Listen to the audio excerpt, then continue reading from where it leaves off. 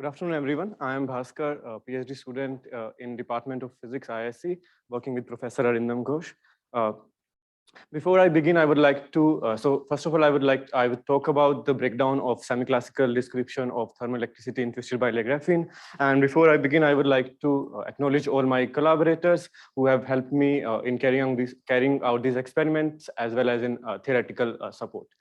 And especially, I would like to thank Arindam for giving me this opportunity to work in this wonderful field and for his never-ending enthusiasm. Okay, to begin with, twisted bilayer graphene now is no longer a stranger anymore. So when you have two layers of graphene on top of each other with a slight misorientation between them, you get what you call a Moire superlattice. And as you can see from the schematic on the left side, the size of the Moire pattern is usually much larger than the size of the graphene that is itself. And as a result, the size of the Moire-Brillouin zone is much smaller than the original Brillouin zone.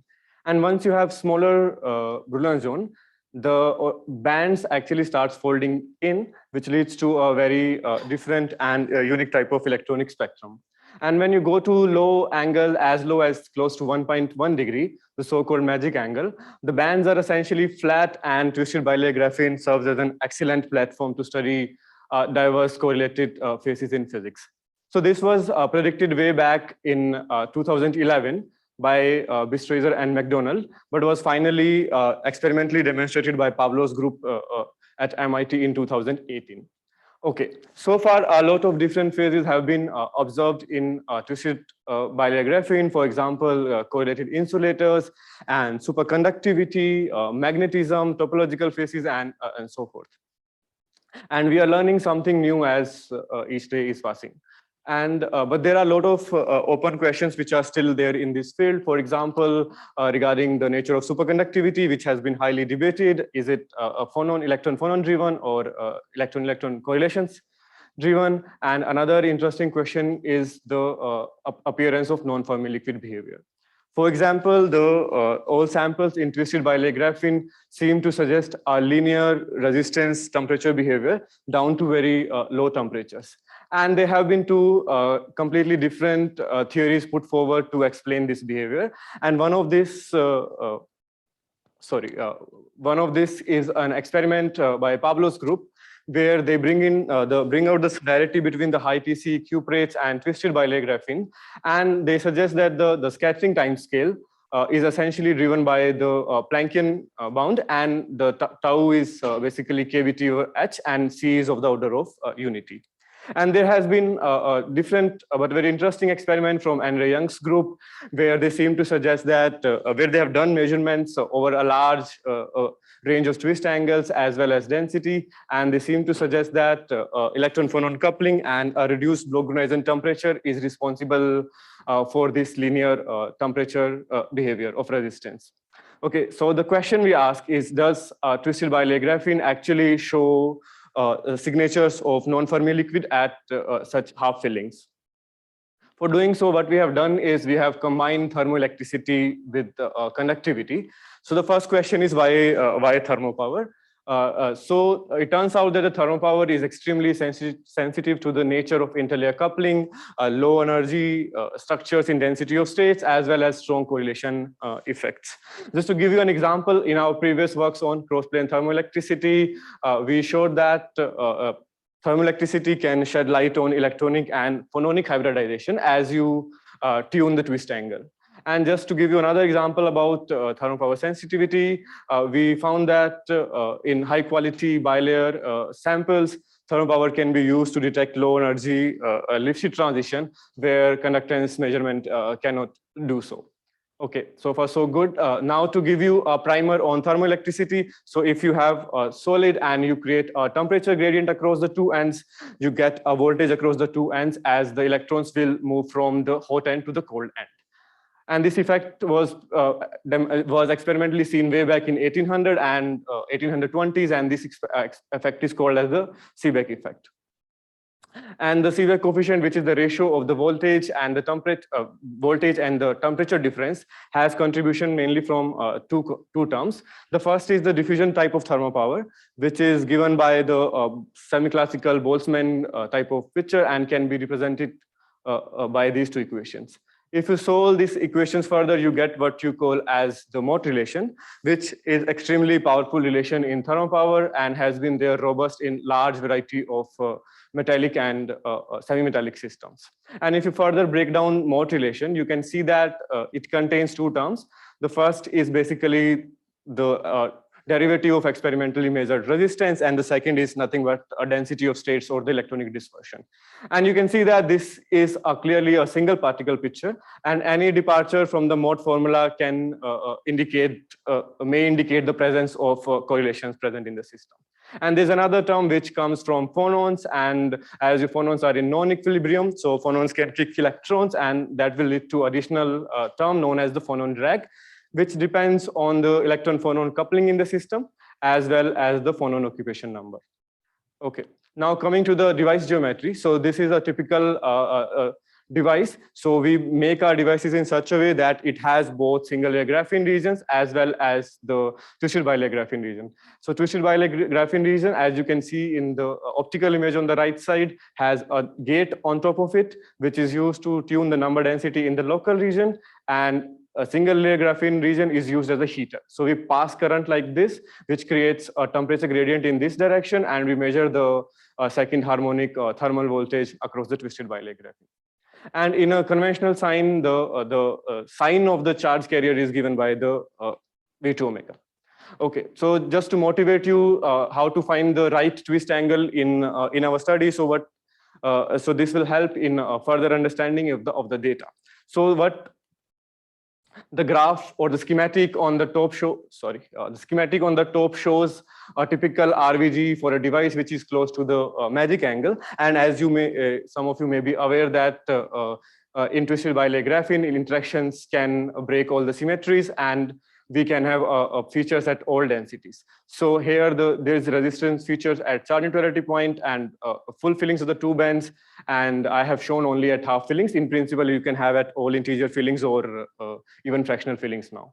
Okay, so what happens is these fillings at these resistive features at half filling lead to additional crossings in thermopower, which make it very difficult to compare it with the Mott formula, which you will see in the experimental data soon. But if you slightly increase the twist angle, go to 1.5, 1.6 degrees, where we do not really see the peaks in resistance at half filling, then this serves as an excellent ground to study the validity of the Mott formula or the Fermi liquid theory.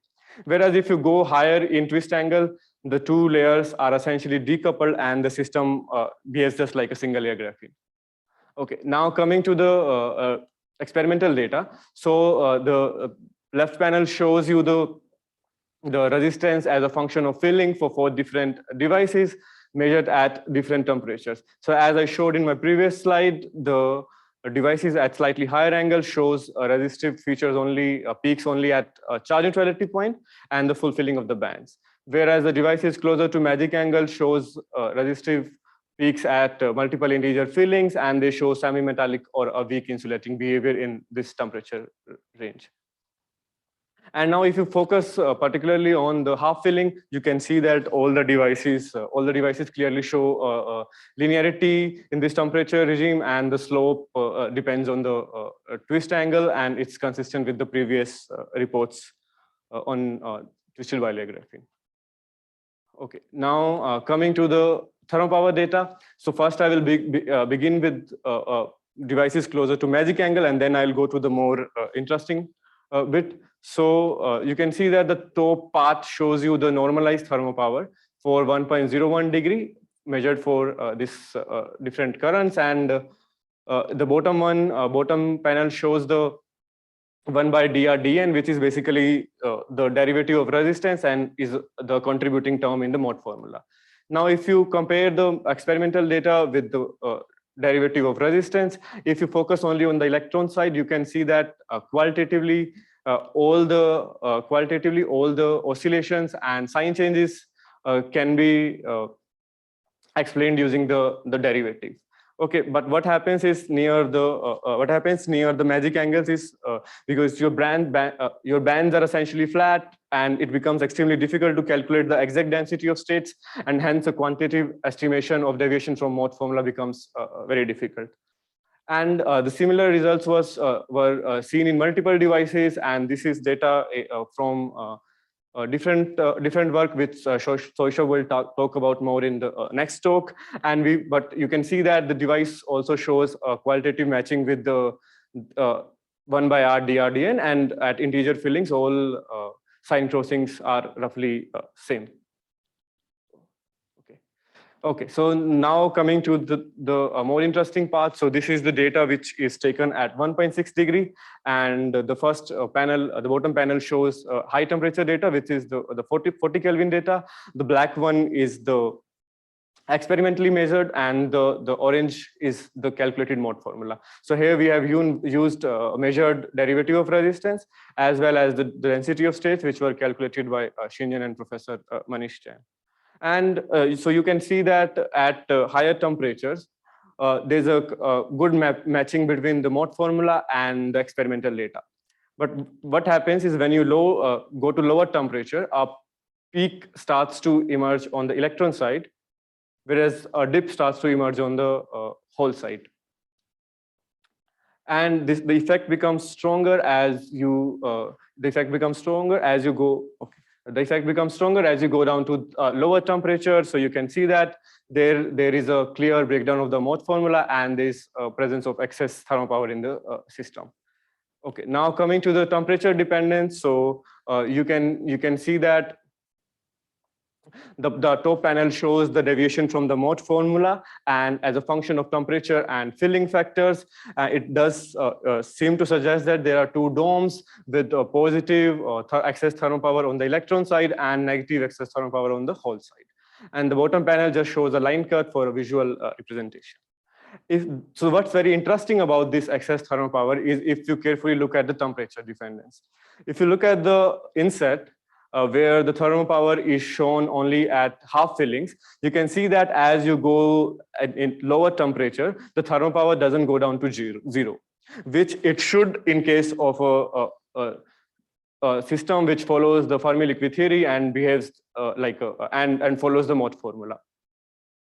So this appearance can suggest that there is something else is probably going on in the system, and one of the possibility is what I discussed in one of the earlier slides, that the system can behave like a non-Fermi liquid. To have a quantitative comparison, what we have done is we have tried to calculate the scattering time, and it does look like that the scattering time match quite close to the Planckian bound. So it does seem that the system may behave like a non-Fermi liquid at these temperatures and at these twist angles. Just the last slide, just to give you example. So there were recent works on high TC superconductors where a similar sign change in Seebeck was observed when you dope the system slightly above the critical doping. And it could be explained in terms of non-Fermi liquids where an additional inelastic scattering term is added, which is bound by the Planckian dissipation. And the work seemed to suggest that this same phenomenon may cause departure from Fermi liquid theory in twisted bilayer graphene as well. So with this, I will conclude my talk. To summarize, we have shown that thermopower can be used as an effective probe to study the diverse phenomenology in twisted bilayer graphene. We have seen clear signature of a violation of mode formula, as well as there's a possibility of non-Fermi liquid behavior. Thank you.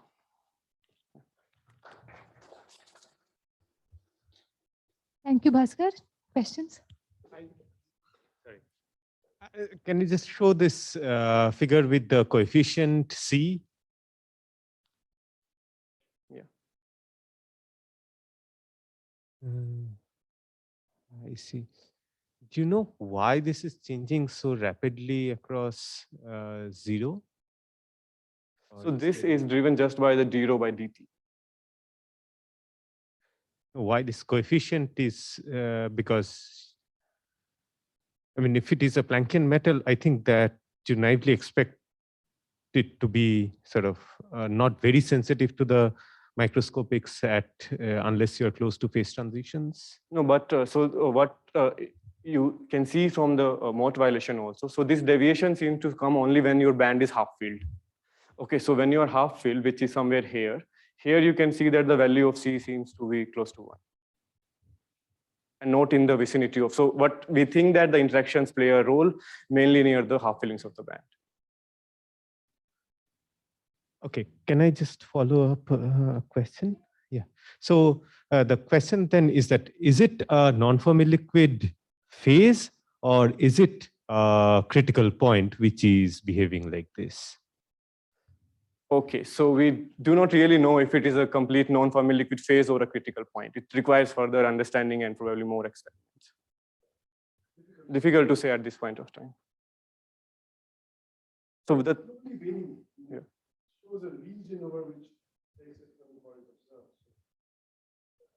Yeah, but the thing is, it peaks near half filling. So this is where we think that the interaction strengths are strong.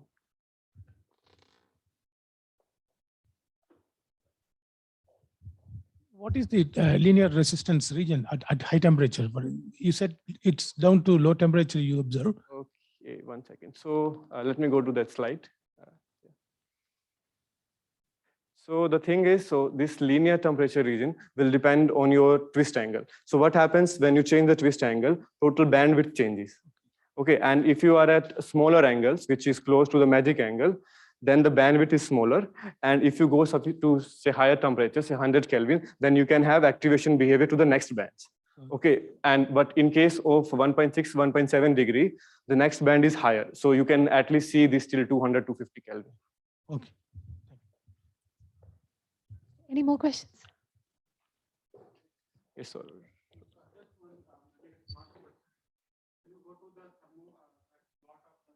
Or at a different temperature, Which one? where you are comparing the Mott formula with the derivative one.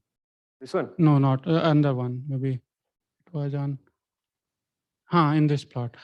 So I can say that as you are reducing the temperature, the Mott formula near the Dirac point is matching very well. But as you are higher temperature, like 40 Kelvin, Yes. although I should not say, I don't know, it should we should say it's matching very well at low or not, or is there deviation at the high temperature? Is there any difference? Can you comment on that? Which different? Sorry, I did not get sorrow. At the 40 Kelvin, if you see the Mott formula versus the Yes. the real data, it is Yes. not matching very well. But Here. as you are near the Dirac point, Here. as you see the peak near the peak and deep near the Dirac point. Yes. But as you are reducing the temperature like 10 Kelvin, 5 Kelvin, it start matching very well, even the peak values. So near the Dirac point, like 5 Kelvin, So- if you see the 5 Kelvin data. So this matching you're talking about. So this delta T is used as a fitting parameter here. Oh, okay. So, Yeah. okay. So it had nothing to do with the temperature dependence or something like that. No, so in this case also it's matching roughly, right? It's a minor. That's why I'm so just saying. So basically there is an asymmetry in the system. So that Okay. asymmetry can come from the band structure itself. Okay. So if you see here it is close, it is slightly different here, Mhm. right? But that is asymmetry in the measurement of V2 omega itself. Okay. I think we can thank the speaker. Thank you, Bhaskar.